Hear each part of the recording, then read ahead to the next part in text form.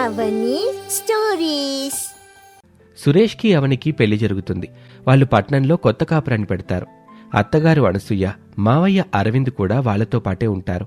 కుటుంబంలో ఎలాంటి కలహాలు లేకుండా ముందుకు సాగుతూ ఉంటుంది వారి జీవితం. అప్పుడే ఎండాకాలం మొదలైంది. నీటికి చాలా ఇబ్బంది అవుతుంది. నీళ్ల కోసం అందరూ కూడా క్యూలో నిలబడుతూ ఉండాలి. వాడుకోవడానికి నీళ్లు పక్కన పెడితే తాగడానికి నీళ్లు దొరికితే అంతే చాలు అనుకునే రోజులు కూడా వచ్చేస్తాయి. ఆ సమయంలోనే అత్తగారు కోడలితో, అమ్మా అవని, నీళ్ళ ట్యాంక్ వచ్చింది, అందరూ క్యూలో నిలబడ్డారు, నువ్వు కూడా వెళ్ళి నీళ్లు తొందరగా తీసుకుని రాపో. అత్తయ్య, బయట ఎండెలా ఉందో చూసారా? ఒక్కసారి ఆ క్యూ చూడండి. ఆ క్యూలో నేను నిలబడితే ఎండకి కళ్ళు తిరిగి పడిపోతాను, వడదెబ్బ తగిలి చచ్చిపోతాను. ఈ ఒక్కరోజుకి మీరెళ్ళి నీళ్లు తీసుకురండి అత్తయ్య.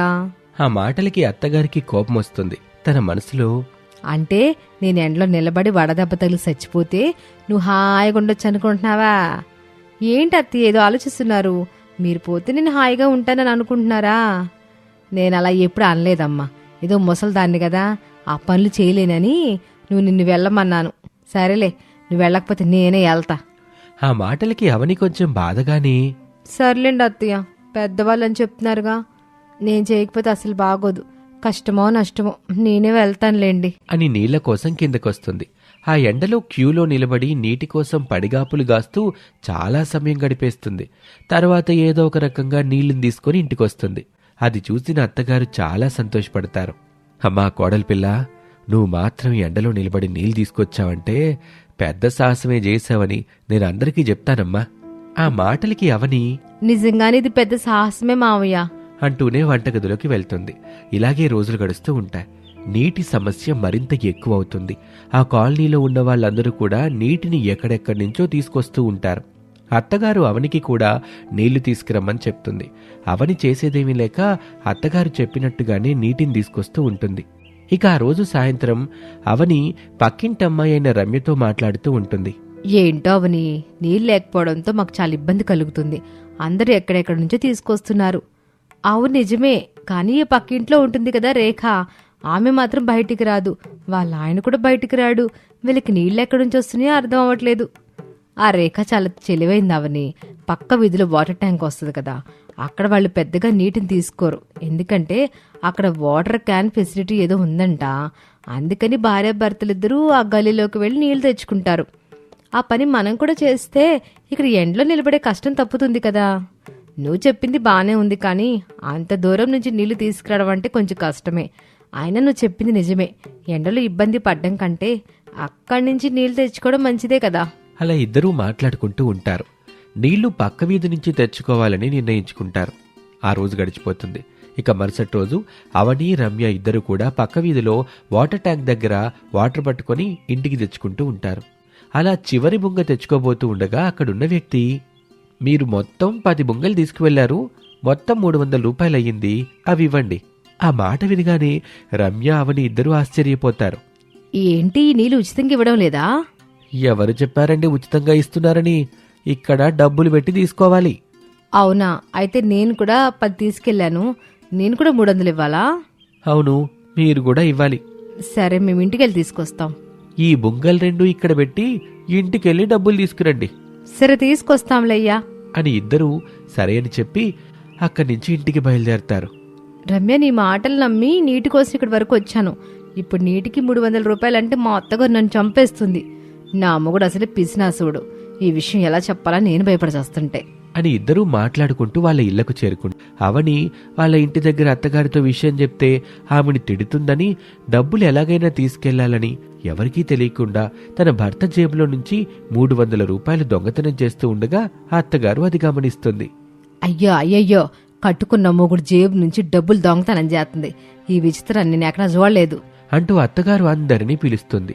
అప్పుడు అవని పెద్దగా ఏడుస్తూ, అత్తయ్య, నేను దొంగతనం చేయలేదు అత్తయ్య, ఏం జరిగిందంటే అంటూ జరిగిన విషయం అంతా చెప్తుంది. ఆ మాటలు విని ఇంట్లో వాళ్ళందరూ కూడా అవనినే తిడుతూ ఉంటారు. సర్లే అవని, జరిగిందేదో జరిగిపోయిందిగా, అతనికి 300 రూపాయలు తీసుకెళ్లి ఇచ్చేసి వెంటనే వచ్చాయి అని ఆమెకు 300 రూపాయలు ఇస్తాడు. ఆమె దాన్ని తీసుకుని బయటకొస్తుంది. ఇంతలో రమ్య కూడా వస్తుంది. మీ ఆయన పిసినారివాడు అన్నావు కదా, 300 రూపాయలు ఎలా ఇచ్చాడు? ఆయన ఎక్కడిచ్చాడు?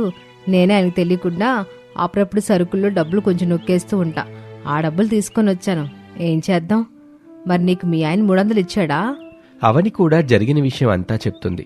ఆ మాటలు విన్నాక రమ్య సర్లే, ఏదో రకంగా అయితే డబ్బులు చేతికొచ్చాయి కదా, అంతే చాలు అని ఇద్దరు కూడా అక్కడి నుంచి వెళ్లి అతనికి డబ్బులు ఇచ్చేసి నీళ్లు తెచ్చుకుంటారు. ఇక ఇద్దరు ఎవరింట్లోకి వాళ్ళు చేరుకుంటారు. ఇలాగే రోజులు గడుస్తూ ఉన్నాయి. కోడలు నీటిని తీసుకురాలేక అల్లాడిపోతూ ఉంటుంది. అప్పుడే వాళ్ళ కాలనీలో ఒక మంచినీటి పంపుని కడతారు. వారం రోజుల్లోనే దాని నుంచి మంచినీళ్ళు వస్తూ ఉంటాయి. కేవలం ఒక్క పూట మాత్రమే నీళ్లు రావటంతో కాలనీ వాళ్ళందరూ కూడా దాని దగ్గర క్యూ కడుతూ ఉంటారు. చూస్తూ ఉండగానే అక్కడ నీటి కోసం చాలా మంది అవస్థలు పడుతూ ఉంటారు. అప్పుడు రమ్య అవని ఇద్దరూ ఇలా మాట్లాడుకుంటూ ఉంటారు. చూసావా అవని, నీటి కోసం ఎలా గొడవలు పడుతున్నారో? స్నేహితులన్న విషయం మర్చిపోయి మరీ గొడవలు పడుతున్నారు. మనం మాత్రం అసలు అలా ఉండకూడదు రమ్య. మనం స్నేహితులుగానే ఉన్నాం కదా. అలా ఇద్దరూ స్నేహం గురించి మాట్లాడుకుంటూ ఉంటారు. ఇక అవని వంతు వచ్చే సమయానికి రమ్య వెళ్లి నీళ్లు పట్టుకుంటూ ఉంటుంది. అది చూసేసరికి అవనికి బాగా కోపం వస్తుంది. ఏయ్, ఏంటే నా వంతైతే నువ్వెందుకెళ్ళి నీళ్ళు పట్టుకుంటున్నావు? నీ వంతేంటే నీ వంతు, నా వంతు. ఈ పంపేవన నీ మొగుడేశాడా నీ ఇష్టం వచ్చినప్పుడు పట్టుకోవడానికి? అవునులే, నీ మొగుడేశాడు కదా, అందుకే నువ్వు ఇష్టం వచ్చినప్పుడు పట్టుకుంటున్నావు. ఇక వాళ్ళిద్దరికీ అలా మాట పెరిగి ఇద్దరూ జుట్టు పట్టుకొని కొట్టుకునేదాకా వచ్చేస్తారు. అది చూసిన అత్తగారు అక్కడికి వస్తారు. రమ్య భర్త కూడా అక్కడికి వస్తాడు. ఇక వాళ్ళకి సర్ది చెప్పి ఇద్దరూ వాళ్ళని ఇంటికి తీసుకుని వెళ్ళిపోతారు. ఏంటావని ఆమెతో గొడవ పడుతున్నావు? వామో, చుట్టుపక్కల అందరూ కూడా దాని గురించి చెప్పుకుంటున్నారు. ఇక మీద నువ్వు మంచినీళ్ళ కోసం వెళ్ళబాకమ్మా. కష్టమో నష్టం నేనే వెళ్తాను, లేదా నీ మొగుడు వెళ్తాడు. నువ్వు మాత్రం అసలు వెళ్ళబాక. లేదత్తయ్య, నేనే వెళ్తాను. ఇంకోసారి రమ్య నాతో గొడవ పడిద్దిగా, అప్పుడు దాని తల పగలగొట్టే వస్తాను. ఈ ఎవరి దెబ్బేంటో చూపించాలి కదా మరి. ఇంతలోనే సురేష్ అక్కడికి వస్తాడు. నువ్వేమీ నీ ప్రతాపం చూపించాల్సిన అవసరం ఏమీ లేదు. అమ్మ చెప్పినట్టు విను. నీళ్లు నేను గాని అమ్మగాని ఇద్దరం ఎవరో ఒకరిని వెళ్ళి తీసుకొస్తానులే. ఆ మాటలు విని అవని సరే అని చెప్తుంది. ఇక ఇదంతా ఇలా ఉండగా రమ్య వాళ్ళ ఇంట్లో తన భర్త శంకర్, ఏంటలా గొడవపడుతున్నావు? నాకు చాలా భయం వేసింది. ఇక మీదట నువ్వు నీళ్ళకి వెళ్ళొద్దు, నేనే వెళ్ళి నీళ్ళు తీసుకొస్తాను. సరే అండి, మీ మాట ఎప్పుడైనా కాదన్నానా? మీరు గనక నీళ్లు తేనని చెప్పకపోతే దాని పని అయిపోయేది. ఇరుగు పొరుగు అన్న తర్వాత గొడవలు పడుతూ ఉంటే ఎలా చెప్పు? అందరితో కలిసిమెలిసి ఉండాలి. మీరు చెప్పారు కదా, అలాగే ఉంటానండి అని చెప్తుంది రమ్య. ఇక ఆ రోజు అలా గడిచిపోతుంది. ఇక ఆ మరుసటి రోజు నీళ్ల కోసం ఇంట్లో ఉన్న వాళ్లే వెళ్తారు. అవని రమ్య ఇద్దరూ ఇంట్లోనే ఉంటారు. ఇక వాళ్ళందరూ నీళ్ల కోసం వెళ్లారని అవని రమ్య ఇద్దరూ మాట్లాడుకుంటూ ఉంటారు. మనిద్దరం స్నేహంగా మాట్లాడుకోవడం మా అత్తగారు చూశారు. ఆమె అనుకుంటది ఇక్కడ నీళ్ల దగ్గర ఎలాంటి సమస్య ఉండదని. అందుకే కదా మన కష్టం ఏంటో వాళ్ళకి తెలియాలని మనం గొడవ పడినట్టు నటించాం. అది సక్సెస్ అయింది. ఇక మీదట మనల్ని నీళ్లు తేయని మాత్రం ఎవ్వరూ అనరు. మా ఆయన కూడా గొడవలొద్దు, నీళ్లు నేనే తీసుకొస్తానన్నాడు. ఇక మనకి నీళ్ల కష్టాలుండవు, వాళ్ళ బాధలు వాళ్ళే పడతారు అని ఇద్దరూ చెప్పుకొని సంతోషపడతారు. ఇక నీళ్లు తీసుకొచ్చే సమస్య లేకపోవడంతో వాళ్ళు హాయిగా ఇంట్లోనే సంతోషంగా ఉంటూ వాళ్ళ పనులు వాళ్ళు చేసుకుంటూ ఉంటారు.